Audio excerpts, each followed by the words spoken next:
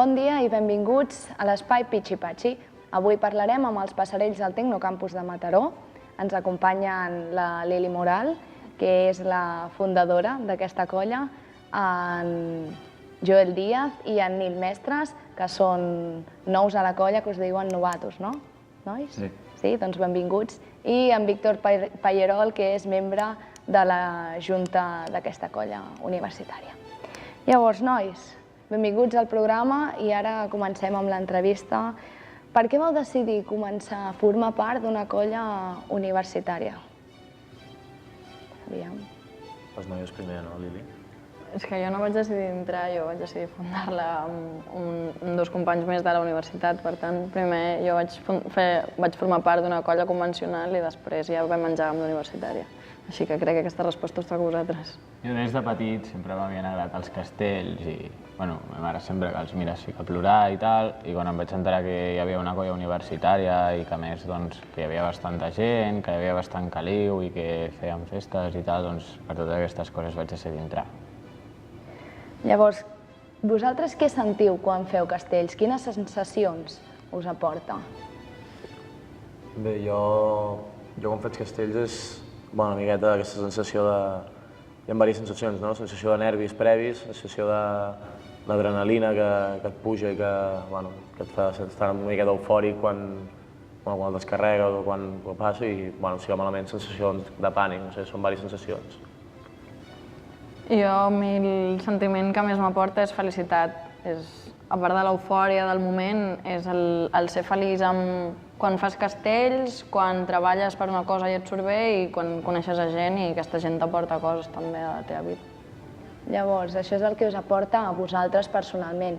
Què creieu que aporta a la universitat que aquesta tingui una colla castellera únicament amb la gent universitària, gent de la vostra edat? Home, jo crec que li aporta vida a la universitat, no? Jo crec que li dona caliu al que és tot el que és el campus universitari, no?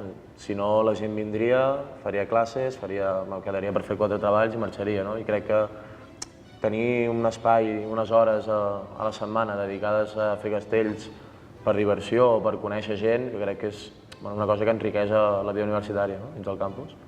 A més, quan la vam fundar, el Tecnocampus era el primer any de vida i el que va fer també al principi era que gent que no coneixia la universitat, gent d'altres colles, quan vas actuar, a la camisa portes el nom de la universitat. Per tant, no només aportes dintre la universitat, sinó que el que fas és que la gent conegui el Tecnocampus mitjançant la seva colla universitària.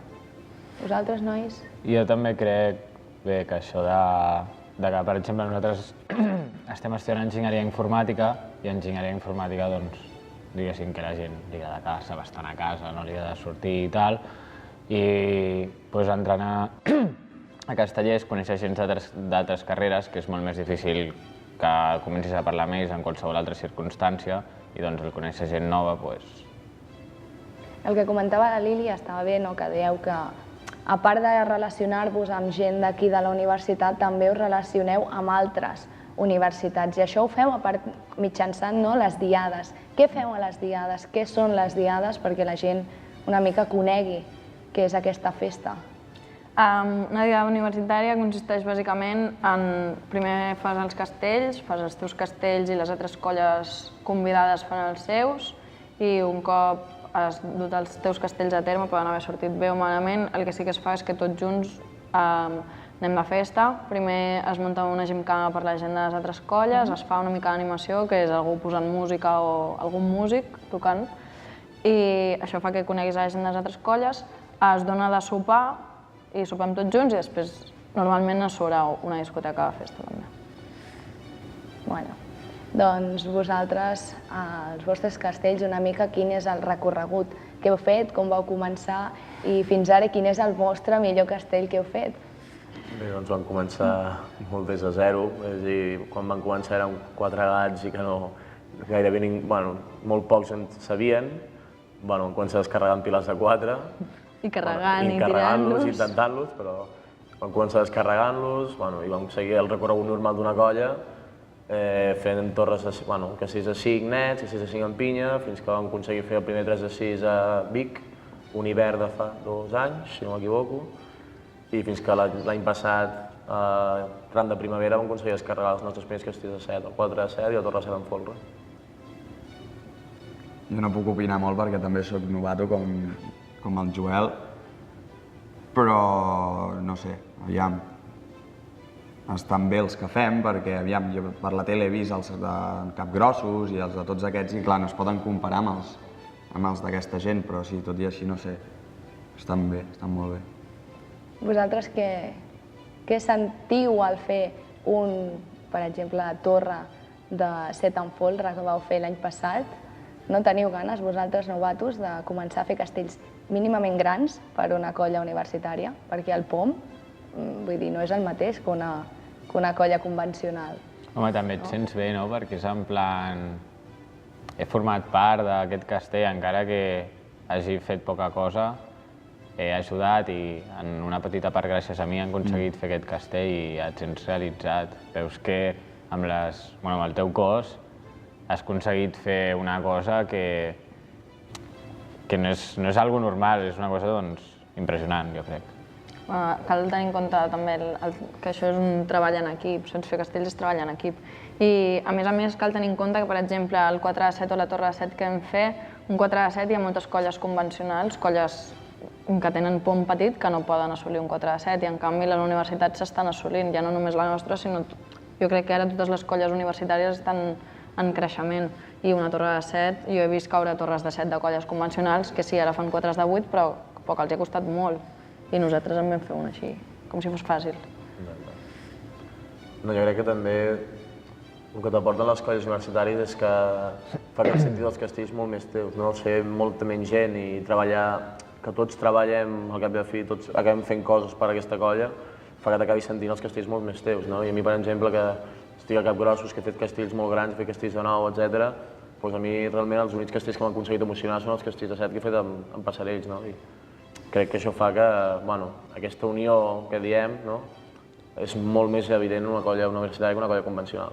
Doncs ara, ja per anar acabant l'entrevista, us faré una pregunta a vosaltres dos novatos. Us passaré una mica a prova.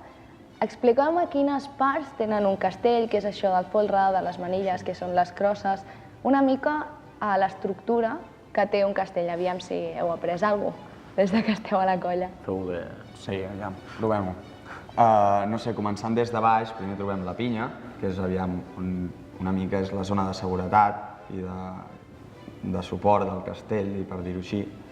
Després, en segon lloc, no sé, tenim baixos, també, que són els que estan a sota de tot, aguantant bastant el pes de l'estructura. Què més, aviam, ara? Els baixos normalment estan ajudats per unes crosses i per un contrafort, i davant tenen una agulla que comuniquen entre el primer i el segon pis i aguanta el segon pis des de dalt. Després també a la pinya hi ha les rengles, hi ha els laterals. Els laterals, que nosaltres els diem els laterals tontos, però crec que tenen un altre nom. Ajudeu-los. I els vents també. Els vents. I bé, després hi ha el tronc, que són els segons, tercers, quarts, depèn del que sigui. I després a la part de dalt, hi ha... Com es diu, la part de dalt, va? El pom, això. Hi ha els dosos, la cotxadora i l'enxaneta. Molt bé, heu passat la prova, l'he superat. I ara hi ha última cosa que us demano. Feu una crida, com animaríeu a la gent a venir a la colla, a conèixer-us, a expliqueu quan assageu, quan us poden trobar o no us poden trobar. Aviam, creeu aquest caliu que dieu que tenen els castells. Jo diré els dies d'assaig i novatos us toca dir per què han de venir, vale? Els dies d'assaig són dimarts i divendres de 2 a 4 a la plaça del Tecnocampus. I, normalment en els primers assajos, si veniu, al final hi ha birra gratis per tothom. Els divendres. Els divendres. És una bona crida, aquesta. I bé, que si veniu, doncs això, que coneixereu a gent nova i fareu una mica de vida universitària, perquè aquí el Tecnocampus ens falta, perquè és una universitat nova. i també doncs, donar suport a la cultura catalana, que ha sigut doncs, de tota la vida fer castells. Molt bé, Palle. Això, bàsicament, que si veniu podeu gaudir dels castells, de les millors festes de la vostra vida i podreu disfrutar de les noies maques que teniu als passerells. I nois també. No tan macos, però estic jo. Bueno, doncs ja ho sabeu, si voleu conèixer els passerells del Tecnocampus de Mataró, teniu una cita els dimarts i els divendres de 2 a 4 de la tarda i amb això acabem el programa d'avui, aquest espai Pitxi Patxi. Moltes gràcies per estar amb nosaltres i ens veiem la setmana que ve.